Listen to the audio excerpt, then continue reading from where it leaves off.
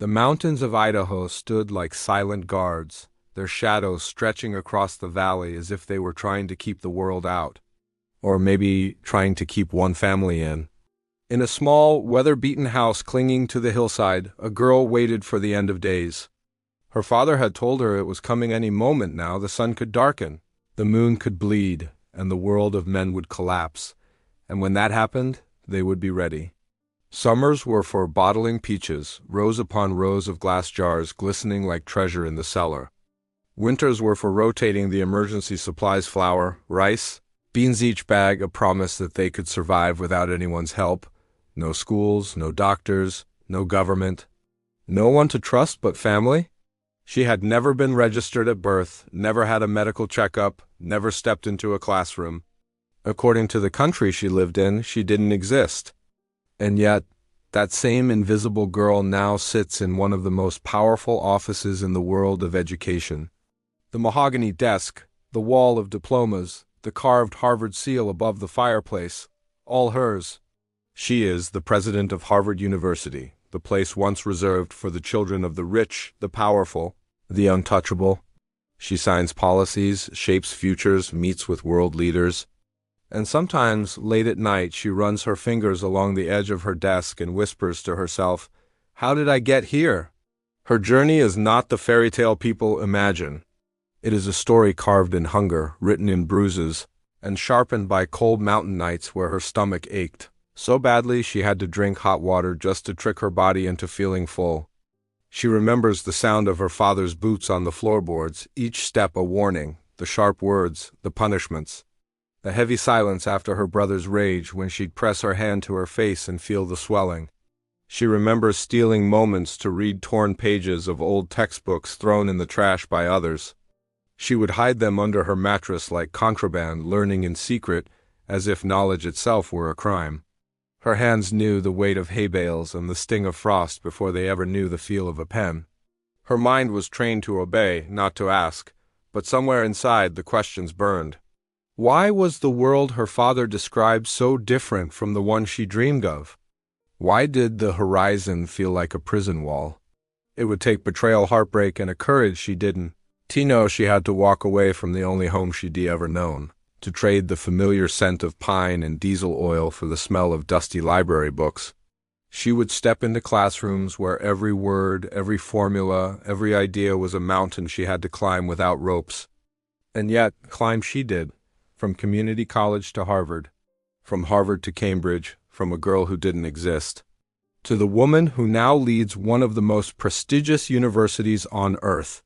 But that is not where her story begins. No, it begins in the cold kitchen of a survivalist home, where a young girl stood barefoot on the cracked linoleum floor, her hands trembling as she held an empty jar, wondering if her life would always taste of dust and fear.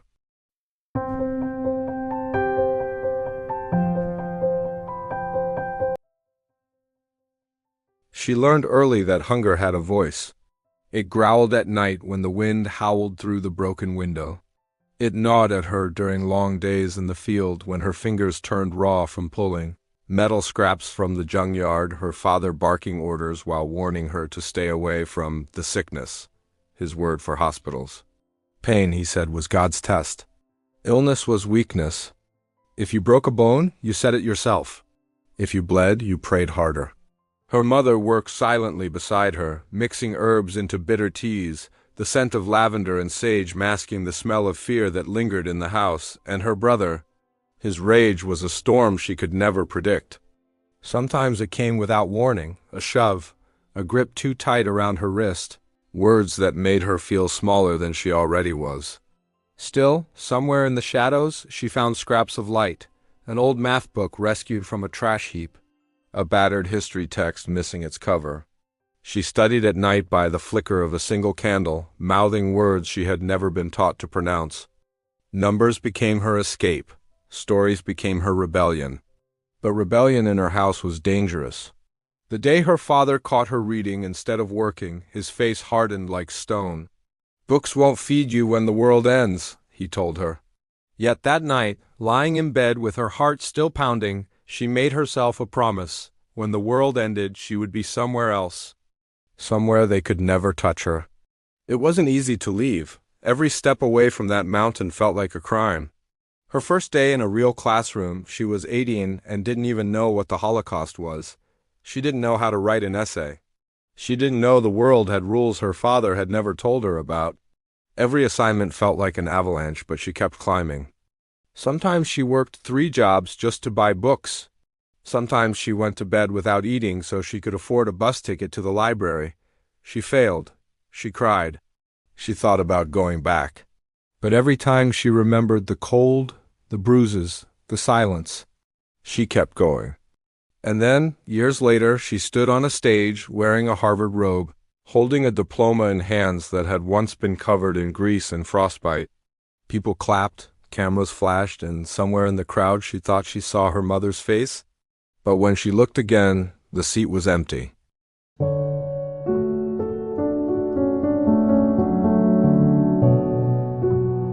My dad didn't believe in doctors or hospitals, so we had a kind of isolated life. I didn't have a birth certificate till I was 9.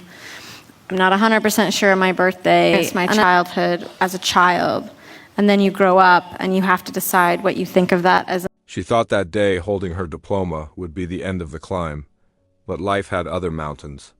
Cambridge came next. Ancient stone walls.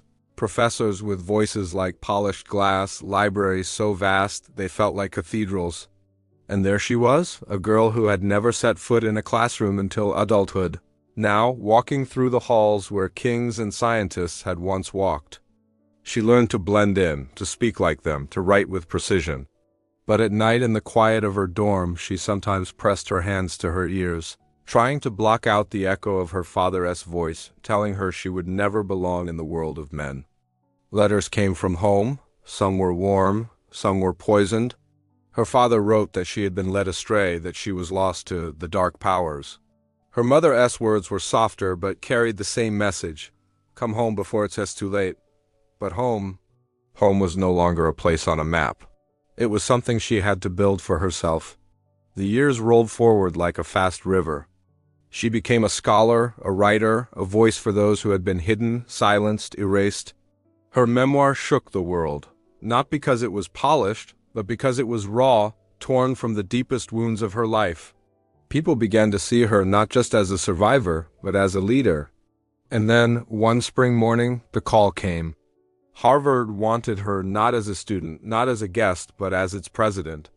The youngest woman to ever hold the title. On her first day in the office, she touched the heavy mahogany desk, felt the cool surface beneath her palms, and for a moment she wasn't the president of Harvard. She was a barefoot girl on a cracked linoleum floor, holding an empty jar and wondering if her life would always taste of dust and fear. Now she signs policies that change the lives of thousands. She meets with heads of state. She walks into rooms where her word is law. Yet sometimes, in the middle of it all, she looks out the window at the Harvard yard, her breath fogging the glass, and she wonders, if she walked back up that Idaho mountain, if she knocked on the weather-beaten door, would they open it? Would they see her, or only the girl they believed betrayed them? She will never know. But she does know this.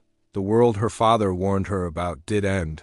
Not in fire, not in blood, but in the breaking of her silence. And from those ashes, she built a world of her own. A world where girls without birth certificates can stand at the head of the greatest universities. A world where the past may still haunt her, but it can no longer chain her. And somewhere, deep inside, she whispers the words she once promised herself in the dark. When the world ends, I will be somewhere they can never touch me. That moment when she held her Harvard diploma in her greased and bleeding hands, that's not where her story ends. That's simply the prologue to a life she never dared to imagine. Her name is Tara Westover, and everything you've heard is real. The girl who didn't exist became one of the most influential voices in literature and academia. Her memoir, Educated, published in 2018, stormed the world #1 on the New York Times bestseller list, spending years there. It was lauded as one of the 10 best books of 2018, won an Alex Award, and ended up translated into over 45 languages, with millions of copies sold. Her writing shook readers and illustrated the power of education, especially when it comes from the ruins of your past. In interviews, she speaks with quiet ferocity about the life she escaped. On Vanity Fair, she talked about writing educated as though learning narrative structure from scratch, saying, "Each chapter is structured like a short story." I didn't grow up in a family that thought in chapters. She devoured short stories, pulling narrative arcs into her memoir with relentless discipline. In The Guardian, she said, "In families like mine, there is no crime worse than telling the truth." That simple sentence cuts deeper than any confession. Now, about her personal life, Tara Westover keeps that part private. There's no verified public record of her being married. Some reports mention a past relationship with a Drew Mesham, but nothing confirms marriage and no credible source supports his presence in her ongoing life. What we do know, she now lives in London and continues her work writing, speaking, shaping the discourse on memory, identity, and autonomy. Child, and then you grow up and you have to decide what you think of that as an adult. Yeah. And there's also the complication of wrestling with other people around you who you love for that narrative, for your own narrative, and do you have a right to your own interpretation of the past and even of the present?